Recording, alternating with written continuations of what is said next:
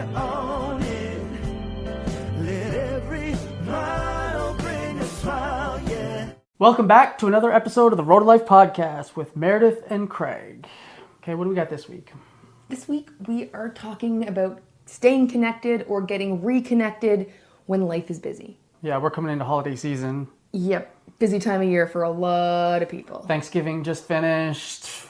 Now coming into Christmas and all that stuff. And lots of other holidays. Yeah, there's a ton of pull from family and friends and school recitals and concerts and all that stuff. Family and friends are around. There's a lot of food and social and just there's a lot of things on the docket this time of year. Stressful. And I mean, life is busy enough. And then you add on this extra stuff this time of year. It gets even busier.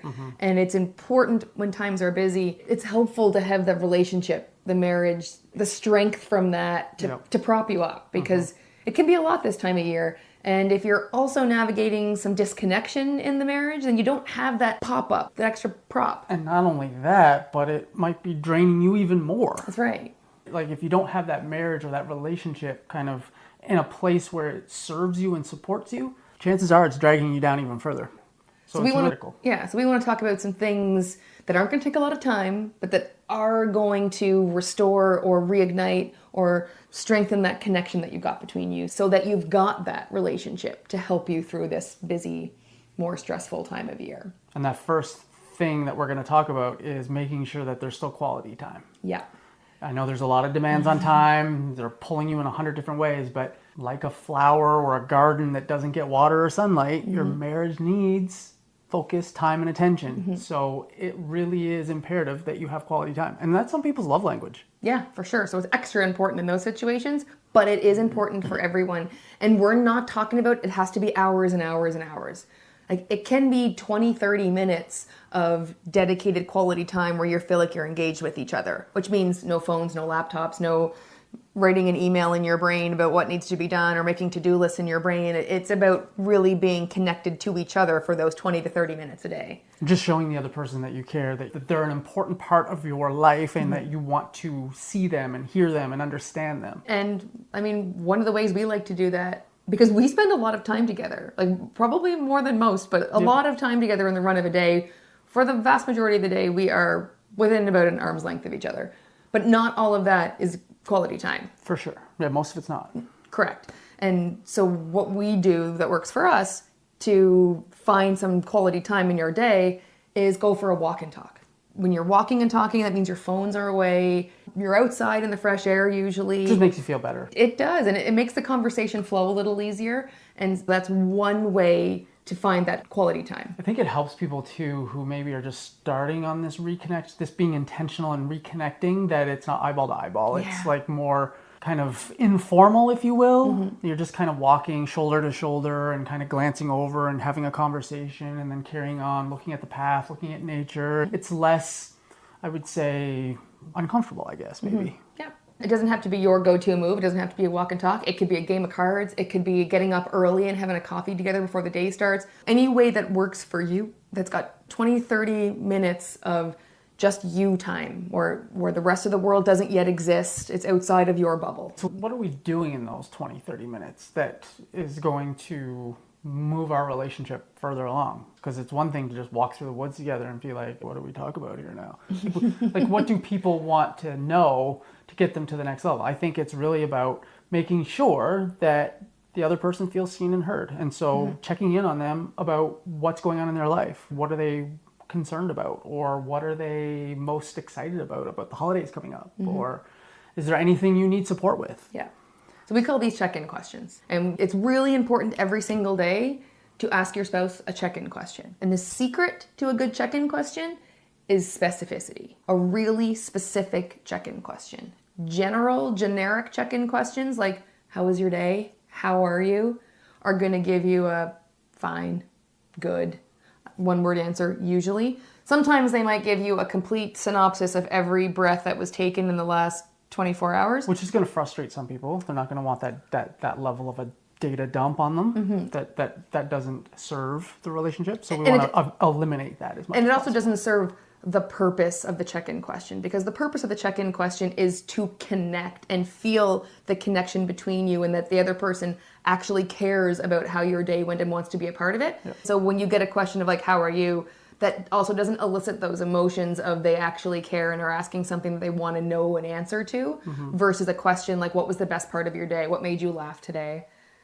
What was your favorite thing you learned today? Like something really specific makes your spouse feel like you actually want to know the answer to the question, therefore you actually care about how their day went. So you're not only learning about your spouse and reconnecting and checking in and hearing about their day, but you're also giving them those feelings of you actually care about me and you want to know when you come at it with some curiosity and specificity.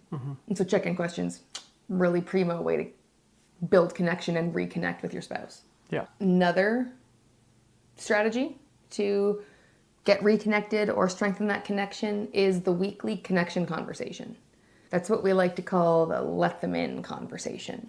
And it can be any day of the week, really, but we kind of like to do it on the weekend. You do a bit of a download, a recap of the week that just finished, and get aligned going forward on the week ahead. And that's the conversation. It's maybe a little longer than the check-in question conversation, because this is where you're really kind of going through the week. What were the highs and lows? Where did you need support? What were the wins in the week? What are you afraid of? What's keeping you up at night? What are the stresses coming at you this coming week? Where could you use support? So getting aligned on your shared common vision too. Like, what are we working on together? Where are we with certain things, and what do we need? Who's got what coming up? The kids have this. Who's taking the lead, or who's doing this? Who's doing that? You know, dinner on the weekend at the in-laws because it's Christmas, and it's just getting aligned and understanding who's doing what and where you're going to be, and understanding what do you need support with? How can I help you? So it's almost twofold. It's almost the alignment on what's coming, the logistics, so everyone's on the same page about what the week ahead's going to look like. But it's also about letting them into what that week coming up is feeling like for you. 100%. This is stressing me out because I'm actually really excited about this because, you know, I'm afraid about this because so-and-so is going to say whatever. Like, what are the things coming up in the week that have you spinning a little bit? And where do you need support because of that? Like, we're going to dinner, and the last time we were at dinner with your family, your cousin, you know, said something, and I might need your support here. Something along those lines to just get the person on the same page so that they know how to best support you. And the same thing with the look back in the previous week is, where did I fall down? Where do I need support? What scares me? What's keeping me up at night? What's stressing me out? And it's really not about finger pointing or blaming or making sure that like the other person knows like, oh, you just really didn't support me here. It's more just about understanding that we're in this together, we're on the same team, and we're trying to achieve a goal. And that's an amazing marriage and an amazing life. And on that journey, we're all human beings. We're all going to make mistakes or not show up in a certain way at all the time, 100%. So it's just about making sure that the other person, hey, you know, last time this situation came up, this happened, or I felt this way. I'm just wondering if maybe the best way you could support me going forward is whatever with this. And a key question, a game changer question for that conversation is what can I do to make you feel loved this week? Yeah. That's a huge one. Which kind of brings us into the next strategy, which is the little things. Little things are the big things. Little things are the huge things in literally every relationship, but especially in your marriage. When we get busy, the little things tend to fall away. And the little things are the things like picking up their favorite snack or saying thank you, saying you're welcome.